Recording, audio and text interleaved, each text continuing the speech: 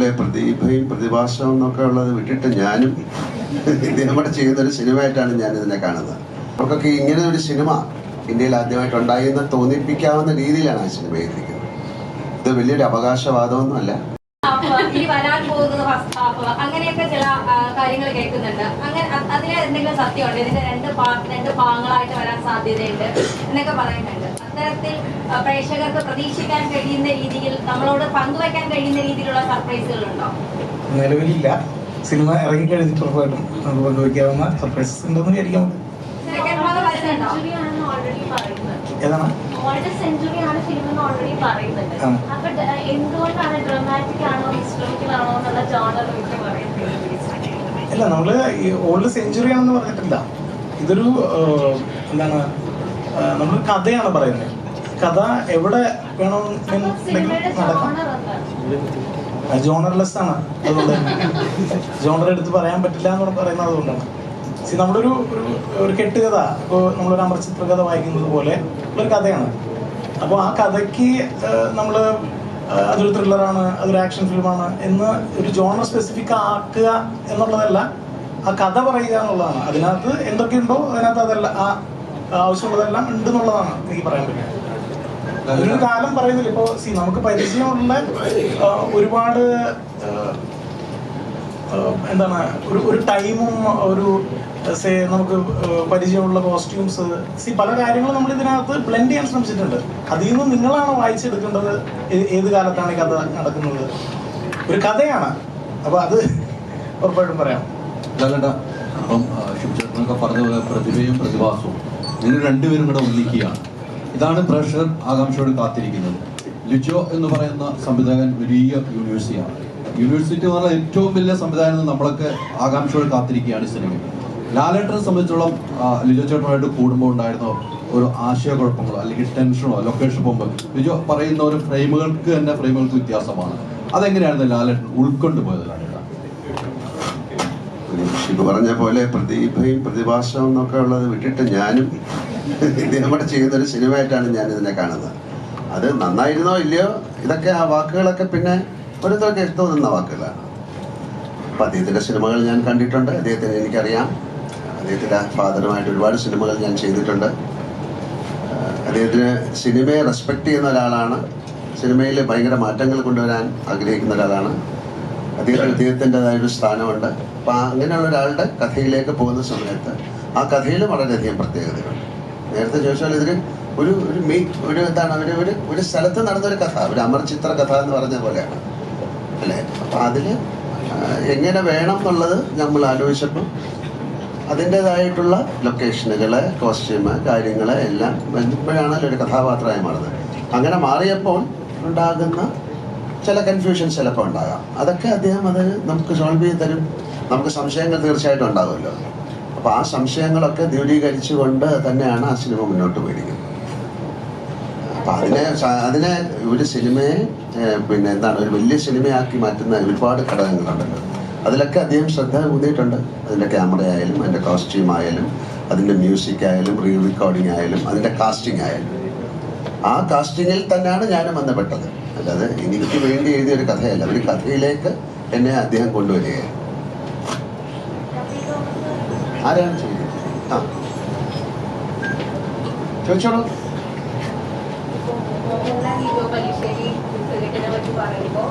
എല്ലാവരും എടുത്തു പറയുന്ന ഈ സിനിമ കാണാൻ ഇരിക്കുന്ന പോലെ തന്നെ എടുത്തു പറയുന്ന ഒരു കാര്യം, മോഹൻലാൽ പുതിയകാല സംവിധായകരോടൊപ്പം പുതിയ പ്രമേയങ്ങളും പുതിയ രീതിയിൽ സിനിമ കാണുന്നവരോടൊപ്പം വരാൻ പോകുന്നതിന്റെ തുടക്കമായിരിക്കാം മലൈക്കോട്ടെ വാലിബൻ എന്ന് പറയുന്നത്.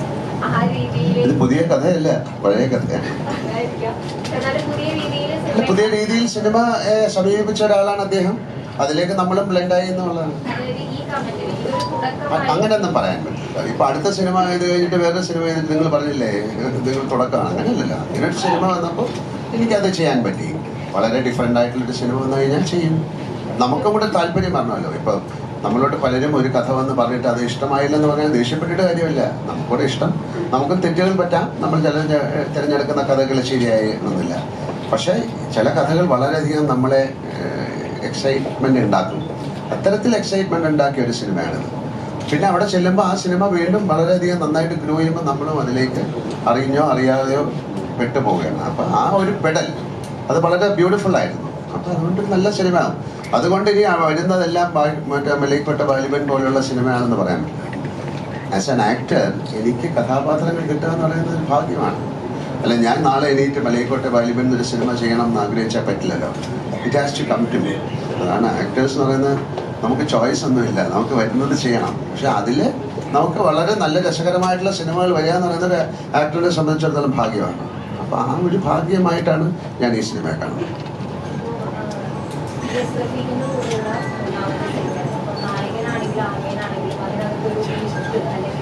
വളരെ റിയാലിറ്റിയിലെ ഒരു മിത്ത് കലർന്നുള്ള പ്രസന്റേഷൻസ് ആണ് ഈ 2 സിനിമയിലുണ്ടായിരുന്നത്. 3ാമത്തെ സിനിമയിലും അങ്ങനെ ഒരു പോപ്പുലർ നമുക്കിപ്പോൾ വാലിബന്റെ ഫസ്റ്റ് പോസ്റ്ററിൽ തന്നെ ഒരു കാലിന്റെ വലിപ്പമൊക്കെ വരുന്നതുണ്ടായിരുന്നു. അപ്പോൾ ഈ PSFക്കും ലിജോ മല്ലിശ്ശേരിയും കൂടുമ്പോൾ നിങ്ങളുടെ ഈ മിത്ത് എലമെന്റുകൾ ഇങ്ങനെ ആവർത്തിച്ചു വരാനുള്ള ഒരു കാരണം എന്താണ്? 2 തരത്തിൽ ഞങ്ങൾ അത്തരം കഥകളിൽ ഒരുപാട് ഭ്രമിക്കുന്ന ആൾക്കാരാണ്. അത്തരം കഥകൾ കേൾക്കാനും സംസാരിക്കാനും ചർച്ച ചെയ്യാനും കൂടുതൽ ഇഷ്ടപ്പെടുന്ന ആളുകളാണ്. അപ്പോൾ റഫീഖിൻ്റെ ഏറ്റവും സ്ട്രോങ് പോയിന്റ് റഫീഖിൻ്റെ വൊക്കാബുലറി, റഫീഖ് എഴുതുന്ന വരികൾ. ഇപ്പോൾ ഇതിനകത്ത് 3ഓ 4ഓ പാട്ടുകളുടെ ഒറിജിനൽ കമ്പോസിഷൻ എന്ന് പറയുന്നത് റഫീഖിൻ്റെയാണ്. പിന്നെ അതിൽ മ്യൂസിക് പ്രോഗ്രാമിങ്ങും അറേഞ്ച്മെൻറ്റും ഷാനിൻ്റെ ഗവൺമെൻറ്റും. അപ്പോൾ പാട്ടുകളും തിരക്കഥയും അതിലെ സംഭാഷണവും ഒക്കെ നമുക്ക് ഒരു വിശ്വസനീയമായ തരത്തിലുള്ള ഭാഷ ഉപയോഗിക്കേണ്ട ഒരു ആവശ്യമുണ്ടായിരുന്നു.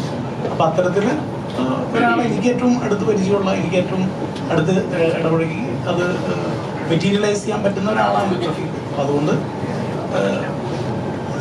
തന്നെ കൂടി ഒരുമിച്ച് ഇതിനെപ്പറ്റി ഇതിൽ വർക്ക് ചെയ്തു എന്നുള്ളതാണ് എനിക്ക് പറയുന്നത്. അത്രയേ ഉള്ളൂ. അദ്ദേഹം പറഞ്ഞാൽ ഞങ്ങൾ അങ്ങനെയുള്ള കഥകൾ പറയാനും കേൾക്കാനും ഒക്കെ ഇഷ്ടമുള്ള ആൾക്കാരാണ്. വളരെ നേരത്തെ തുടങ്ങി. ഞാൻ ലിജോയെ പരിചയപ്പെടുന്നത് തന്നെ 20 വർഷത്തോളം കഴിഞ്ഞിട്ടുണ്ട്. ഏതാണ്ട് ആ കാലം മുതൽ ഞാൻ അങ്ങനെയുള്ള കഥകൾ കേൾക്കാനും ഈ റിയാലിറ്റി എന്ന് പറഞ്ഞാൽ നമ്മളെ പഠിപ്പിക്കുന്നൊരു സാധനം കൂടിയാണ് ഈ റിയാലിറ്റി. അപ്പോൾ അതിന് ഒരു എസ്കേപ്പും കൂടിയാണ് അത്ര കഥകൾ ഹിന്ദിക്ക് പറയേണ്ടത്.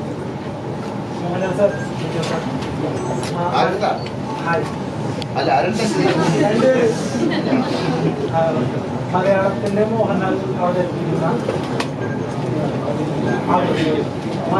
മോഹൻലാൽ അവതരിപ്പിക്കുന്ന ലിജോ ജോസ് പെല്ലിശ്ശേരി സിനിമ മലൈക്കോട്ടെ വാലിബൻ. ഇത് കേൾക്കുമ്പോൾ തന്നെ നല്ലൊരു പഞ്ചാണ്, രോമാഞ്ചം എന്നൊക്കെ പറയും. അപ്പോൾ ഇറ്റ്സ് നിങ്ങൾ 2 പേരും 2 ബ്രാൻഡ് സെറ്റ് ചെയ്ത് വെച്ചിട്ടുണ്ട്. ഒരു വോട്ടിംഗ് കരിയർ അത് പ്രേക്ഷകർക്ക് കൊടുക്കുന്നത് ഒരു വലിയ ഹൈപ്പാണ്. സോ പോസ്റ്ററിലും ആ ഹൈപ്പ് ഹൈലൈറ്റ് ചെയ്തിട്ട് തന്നെയാണ് അണിയറ പ്രവർത്തകരും ചെയ്തിട്ടുണ്ടാവുക. അപ്പോൾ ഈ സിനിമയിൽ അണിയറ പ്രവർത്തകർക്കുള്ളൊരു വലിയ വിശ്വാസമാണ് ഈ ഹൈപ്പ് ഇറ്റ്സെൽഫ് ക്രിയേറ്റ് ചെയ്യുമ്പോൾ നമുക്ക് മനസ്സിലാവുന്നത്. ഇപ്പോൾ ഹൈപ്പ് ക്രിയേറ്റ് ചെയ്തിട്ട് വലിയ പ്രതീക്ഷകൾ വന്നിട്ട് പാളിപ്പോയ സിനിമകളിൽ പ്രേക്ഷകർ ഇത്ര ഹൈപ്പ് വിചാരിച്ചതാണ് പ്രശ്നമെന്നൊക്കെ പറഞ്ഞ് കുറ്റപ്പെടുത്തി കേട്ടിട്ടുണ്ട്. പക്ഷേ ഈ സിനിമയ്ക്ക് ഇത്ര ഹൈപ്പ് ഉണ്ട്. അപ്പോൾ ഈ ഹൈപ്പിനെ എങ്ങനെയാണ് നോക്കി കാണുന്നത് എന്നുള്ളതാണ്. ഹൈപ്പ് എന്ന് പറയുന്ന സംഗതി ഇപ്പോൾ നമ്മൾ ഓരോ ഒരു പോസ്റ്റർ അല്ലെങ്കിൽ ഒരു ടീസർ ഇറക്കുന്നു. അപ്പോൾ അതിൻ്റെ ചുറ്റുപാടും ഉണ്ടാവുന്ന ആ സിനിമയെ സംബന്ധിച്ച ചർച്ചകളും അതിനെക്കുറിച്ചുള്ള ഹൈപ്പുമാണ് നിങ്ങൾ സംസാരിക്കുന്നത്. പക്ഷേ ഞാൻ പറയുന്നത് നമ്മളൊരു സിനിമ ഉണ്ടാക്കിയിട്ട് അതിനെക്കുറിച്ച് അതെങ്ങനെയാണോ എക്സ്പ്രസ് ചെയ്യേണ്ടത് അതാണ് നമ്മൾ വെളിയിൽ വിടാൻ ശ്രമിക്കുന്നത്. അപ്പോൾ അതിന് നോർമലി ഉണ്ടാകുന്ന ഹൈപ്പ് അതിന് ഞങ്ങൾ എത്ര തടഞ്ഞു വെച്ചാലും അതിന് ഉണ്ടാകും. അപ്പോൾ അത് ഓക്കെ, ഞങ്ങൾ ഹൈപ്പ് ക്രിയേറ്റ് ചെയ്യാൻ ഒരിക്കലും ഉദ്ദേശിക്കുന്നില്ല എന്ന് പറഞ്ഞുകൊണ്ട് നമുക്കൊന്നും ചെയ്യാൻ പറ്റില്ല. ഇത് നാച്ചുറലി വരുന്ന ഒരു കാര്യമാണ്. അത് ഇതുപോലൊരു സിനിമയെ സംബന്ധിച്ച് ആവശ്യമാണെന്ന് ഞാൻ കരുതുന്നു. കാരണം അതുപോലൊരു തരത്തിൽ ആളുകൾ അതിലേക്ക് എത്തണം, തിയേറ്ററിലേക്ക് എത്തണം എന്ന് ഞങ്ങൾ ആഗ്രഹിക്കുന്നുണ്ട്. അതുകൊണ്ടാണ് അത് നിങ്ങൾ ആഗ്രഹിക്കുന്നുണ്ടെന്ന് ഇപ്പോൾ പറയുന്നത് കേൾക്കുമ്പോൾ ഞാൻ വിശ്വസിക്കുന്നു. അത് തന്നെയാണ് അതോടൊപ്പം തന്നെ ഞാൻ അതിനൊരു മറുപടി പറഞ്ഞോട്ടെ. ആ ചോദ്യത്തിൽ തന്നെ ഉത്തരവുണ്ട്. മോഹൻലാലും ലിജോയും ചേരുമ്പോൾ എന്താണ് പ്രോഡക്റ്റ് എന്നുള്ളത് ആ ഉത്തരവ് അതിനകത്ത് തന്നെ ഉണ്ട്. പിന്നെ ഹൈപ്പ് എന്ന് പറഞ്ഞ് നിങ്ങൾ ഏത് അർത്ഥത്തിൽ അതിനെ വീക്ഷിക്കുന്നത് എന്നുള്ളത് വ്യത്യസ്തമാണ്. പക്ഷെ അതിന്റെ ആ രണ്ടുപേരുടെയും സ്ട്രെങ്ത് എന്താണെന്നും എല്ലാം അറിയാം. അതെല്ലാം ഉൾപ്പെടുന്ന ഒരു പ്രോഡക്റ്റ് തന്നെയാണ് നമ്മുടെ മുമ്പിലേക്ക് വരുന്നത്. ഇതിനു മുമ്പ് മിസ്റ്റർ ശിവ പറഞ്ഞ പോലെ ഒരു തിയേറ്റർ എക്സ്പീരിയൻസ് ആണ് ഈ സിനിമ. തിയേറ്ററിൽ തന്നെ കാണേണ്ട ഒരു സിനിമയാണ്. കാര്യം ഞാനൊരു സിനിമ തിയേറ്ററിൽ കാണാൻ ഇഷ്ടപ്പെടുന്ന ആളാണ്. ഏത് സിനിമയായാലും സിനിമ പല മീഡിയത്തിൽ ഇപ്പോൾ കാണാം. പക്ഷെ ഞങ്ങൾക്ക് ഈ സിനിമ നിങ്ങൾ തിയേറ്ററിൽ പോയി കാണണമെന്നൊരു വാശിയും കൂടെ ഉണ്ട്. കാര്യം അതിന് വേണ്ടിയിട്ടാണ് ഈ ഒരു വർഷം ഞങ്ങൾ കഷ്ടപ്പെട്ടത്, അല്ലേ? അത് നന്നാകാൻ സാധ്യതയുള്ളൊരു സിനിമ ആയതുകൊണ്ടാണ് അത്തരത്തിൽ വലിയൊരു ക്യാൻവാസിൽ ഇത്രയും ക്യാമറ വർക്കായാലും അതിൻ്റെ മ്യൂസിക് ആയാലും അതൊരു എക്സ്പീരിയൻസ് ആക്കി മാറ്റാൻ വേണ്ടിയിട്ട് തീർച്ചയായിട്ടും പല ഒരു പ്രൊഡക്ഷൻ നടക്കുമ്പോൾ നമ്മളൊരു പ്രോഡക്റ്റ് കൊടുക്കുമ്പോൾ എല്ലാത്തിനും അഡ്വർടൈസ്മെൻ്റ് എന്ന് പറയുന്ന സാധനമില്ലല്ലോ. അത് നന്നാകാം, മോശമാകാം. പക്ഷെ അത് ആദ്യം വരുമ്പോൾ മോശം സിനിമ എന്ന് പറഞ്ഞാൽ നമുക്ക് ചെയ്യാൻ പറ്റില്ലല്ലോ. ഇതാ വരുന്ന ഒരു നല്ല സിനിമ എന്ന് പറഞ്ഞേ ചെയ്യാൻ പറ്റുള്ളൂ. ആ സിനിമയുടെ ജാതകം പിന്നെ എന്തായി മാറും എന്നുള്ളതല്ല. പക്ഷെ ഇതിൽ നമ്മൾ വിശ്വസിക്കുന്ന ഇതിൽ ഞങ്ങൾ ഇതെല്ലാം നന്നായിട്ട് ചെയ്തു എന്നുള്ളതാണ്. കാര്യം ഇതിൻ്റെ ഒരു പോസിബിലിറ്റി അത്രയാണ്. നമുക്ക് ഇത് വേറെ ഭാഷകളിലൊക്കെ ഡബ് ചെയ്യുന്ന സമയത്ത് അവർക്കൊക്കെ ഞാൻ നേരത്തെ പറഞ്ഞ പോലെ അവർക്കൊക്കെ ഇങ്ങനെ ഒരു സിനിമ ഇന്ത്യയിൽ ആദ്യമായിട്ട് ഉണ്ടായി എന്ന് തോന്നിപ്പിക്കാവുന്ന രീതിയിലാണ് ആ സിനിമ എഴുതിയിരിക്കുന്നത്. ഇത് വലിയൊരു അവകാശവാദമൊന്നുമല്ല.